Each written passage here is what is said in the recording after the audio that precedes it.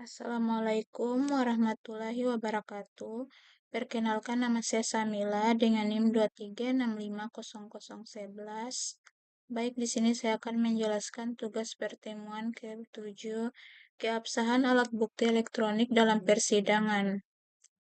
Menganalisis persyaratan formil alat bukti elektronik, mengevaluasi praktik penyajian alat bukti elektronik di persidangan, memahami peran digital forensik dalam proses peradilan, mengidentifikasi strategis efektif penyajian bukti digital, sistem elektronik yang memenuhi persyaratan.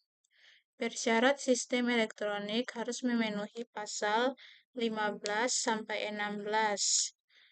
Konsekuensi jika sistem andal, kualitas bukti original dan hasil cetak sama, pilihan penyajian bisa digunakan bentuk asli ataupun hasil cetak. Pertimbangan efektivitas dan kemudahan presentasi. Berdasarkan pasal 5 ayat 4 Undang-Undang IT, pengecualian informasi atau dokumen elektronik tidak sah untuk surat yang menurut undang-undang harus dibuat tertulis. Surat dan dokumen yang harus dalam bentuk akta notaris atau akta pejabat. Berdasarkan pasal 43 Undang-Undang ayat 3 penggeledahan atau penyitaan sistem elektronik harus dengan izin Ketua Pengadilan Negeri. Ayat 4 penggeledahan atau penyitaan harus jaga kepentingan pelayanan umum. Prinsip perlindungan hak privasi versus kebutuhan pembuktian. Contoh kapan bentuk asli lebih baik. Kasus perampokan terekam CCTV, bukti rekaman video digital. Alasan bentuk asli lebih baik, memuat gambar bergerak dan suara.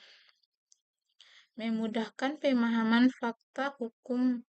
Hasil cetak butuh banyak kertas atau tidak efektif. Detail mungkin hilang saat konversi. Contoh kapan hasil cetak lebih baik. Kasus pemerasan via SMS, email, bukti pesan teks digital. Alat hasil cetak lebih baik SMS atau email pada dasarnya tertulis elektronik. Cukup periksa integritas ketersediaan keotentikan. Tidak perlu bawa handphone atau komputer ke sidang. Hemat waktu dan biaya presentasi. Digital forensik dalam rantai pembuktian. Pengumpulan legalitas, preservasi integriti, analisis, presentasi. Definisi dokumen lengkap perpindahan bukti dari temuan sampai sidang. Tujuan jamin bukti tidak diubah, rusak atau digantikan. Dokumentasi siapa, kapan, di mana, mengapa bukti dipindahkan. Konsekuensi gain of custody rusak, sama dengan bukti tidak mungkin diterima. Formulir gain of custody contoh. Definisi nilai unik hasil perhitungan algoritma terhadap file atau data. Fungsi seperti sidik jari, perubahan sekecil apapun, ubah hash, algoritma umum. Contoh file A, hash, write blocker, alat wajib forensik. Fungsi mencegah perubahan data saat pengambilan bukti dari media strategi. Prinsip read-only access, jenis hardware, write blocker, software to write blocker. Contoh, Tableau Forensic Breakd, WiWBTouch, Forensic Drive Doc. Teknik pengumpulan bukti elektronik. Live acquisition, pengambilan dari sistem aktif memori proses. Did acquisition, pengambilan dari media struktur mati. Network, pengambilan dari traffic jaringan. Cloud acquisition, pengambilan layanan cloud. Lokasi fisik tidak pasti, data bisa diserver di negara manapun. Multitenancy, data banyak pengguna dalam server sama.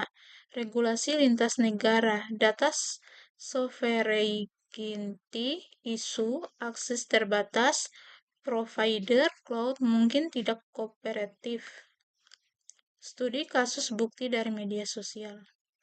Kasus ujaran kebencian di Twitter, bukti tweet, retweet, like, reply, tantangan akun bisa dihapus, konten bisa diedit, solusi screenshot dengan timestamp archive2D, permintaan data ke Twitter. Peran saksi ahli digital forensis. Kualifikasi sertif, pengalaman pendidikan tugas dalam persidangan, jelaskan metode pengumpulan dan analisis. Bukti integritas bukti. Terjemahkan istilah teknis ke dalam bahasa hukum. Jawaban pernyataan jaksa atau pengacara hakim. Presentasi buku elektronik di persidangan. Strategi efektif. Simplifi, sederhanakan penjelasan teknis. Visualize, gunakan diagram flowchart. Timelin. Demonstrate, tunjukkan cara kerja atau jika perlu, coroborat, hubungkan dengan bukti lain. Summarize, buatkan rangkuman jelas untuk hakim. Common mistakes, presentasi bukti digital. Jargon overload, terlalu banyak istilah teknis. Kind of study, lemah, dokumentasi tidak lengkap. Tools dependence, hanya andalkan satu tools tanpa verifikasi. Ignoring metadata, tidak analisis informasi tersembunyi. Presentation format, format tidak user-friendly untuk hakim. Diskusi kelompok skenario persidangan. Kasus pembobolan data bank, bukti log servers database, dump, email internal. Kelompok 1 rancang kind of study dokumen. Kelompok 2 tentukan metode preservasi untuk setiap bukti. Kelompok 3 susun strategi presentasi untuk hakim non-teknis. Kelompok 4 identifikasi kemungkinan bantahan dari pengacara. Aktivitas simulasi persidangan. Role play hakim, jaksa, pengacara, saksi ahli, panitera. Kasus phishing website bank palsu, fokus ke absahan, bukti screenshot website dan log server. Output putusan tentang diterima tidaknya bukti elektronik. ISO IC Guideline for Identification, Collection, Acquisition of Digital Evidence.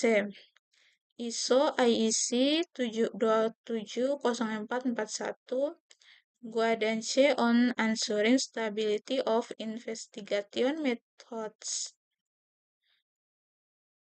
AI dan Machine Learning, otomatis analisis Big Data.